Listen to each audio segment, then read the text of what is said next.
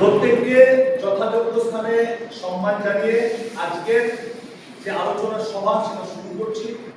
আমাদের আজকের আলোচ্য বিষয় যে দুটি বিষয় নিয়ে আলোচনা করার জায়গা রাখা হয়েছে, যে কিভাবে আমরা আমাদের বিদ্যালয়ের যে ড্রপ আউট স্টুডেন্ট যারা ড্রপ আউট হচ্ছে বা দীর্ঘদিন এটা কামাই করছে সেইটাকে কিভাবে আমরা রিডিউস করতে পারবো, সেটাকে কমাতে পারবো কি। এখন দেখুন, আমরা প্রত্যেকে ক্লাসে যাই, প্রায় প্রত্যেকটা শ্রেণীর ক্ষেত্রে ছাত্রছাত্রীদের বিভিন্ন শ্রেণীর ক্ষেত্রে আমাদের সবারই প্রায় চেনা রয়েছে।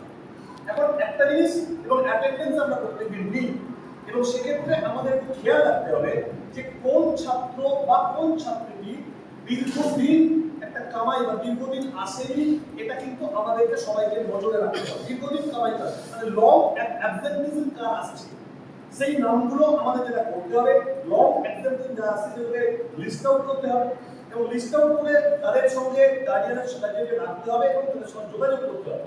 এখন দেখা যায় কি হিসেব হচ্ছে, দীর্ঘদিন যখনই কামাই হয় সেখান থেকে আস্তে আস্তে কিন্তু সেই ছাত্র বা ছাত্রী ড্রপ আউটের পথে এগোয়।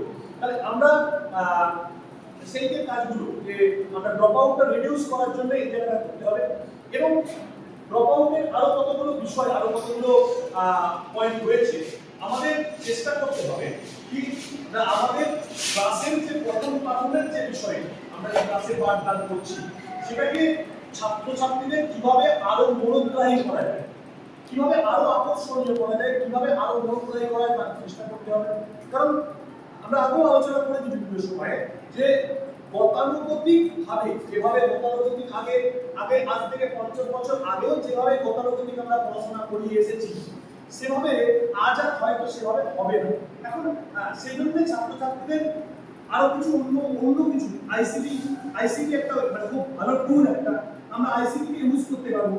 এছাড়াও আপনার হাতে তৈরি কিছু চার্ট, মডেল ইত্যাদি দিয়ে আপনি ছাত্রছাত্রীদের পাঠে বা পড়াশোনায় মনোযোগ বা কনসেন্ট্রেশনটা নিয়ে আসতে হবে। এইভাবে তারা যদি পড়াশোনায় মনোযোগী হয় বা আরো আকর্ষণীয় কিছু করতে হবে, বিভিন্ন ধরনের অ্যাক্টিভিটি, শুধু সেই মনোটোনাসটি মানে একঘেয়েমি পড়া তাদের হয়তো বিরক্ত লাগতে পারে। সেই জন্য সেই জায়গা থেকে বের করে তাদেরকে অ্যাক্টিভিটি ওয়াইজ লার্নিং করতে হবে, অ্যাক্টিভিটি কিছু করাতে হবে, তবে তারা কিন্তু এর বিষয়ে আকৃষ্ট হবে এবং সেক্ষেত্রে তারা আস্তে আস্তে ড্রপ আউটের থেকে বেরিয়ে আসবে। ড্রপ আউটের অনেক সমস্যা আছে, আমরা জানি আর্থসামাজিক পরিস্থিতি বা সমস্যা আছে, কিন্তু তার থেকে আমরা আমাদের জায়গায় চেষ্টা করব যাতে এই ড্রপ আউটটা রিডিউস করা যায়, এবং সেক্ষেত্রে আমাদের বিদ্যালয়ে যে অ্যাকচুয়াল এনরোলমেন্ট, সেই অ্যাকচুয়াল এনরোলমেন্টটা বৃদ্ধি পাবে। সেই জন্য আশা করছি আপনারা আগামী দিন থেকে সেই জায়গাটা একটু খেয়াল রাখবেন এবং যাতে ড্রপ আউটটা কম হয়, লং অ্যাবসেন্টিজম যাতে কম হয় সেই জায়গাটা একটু দেখবেন, যাতে আগামী দিনে ছাত্রছাত্রীরা তাদের আরো ভালো পাঠদানের মাধ্যমে বিদ্যালয়ের মধ্যে আরো মনোযোগী হয়, বিদ্যালয়ে আসতে আগ্রহী, তার জন্য চেষ্টা করবেন। নমস্কার।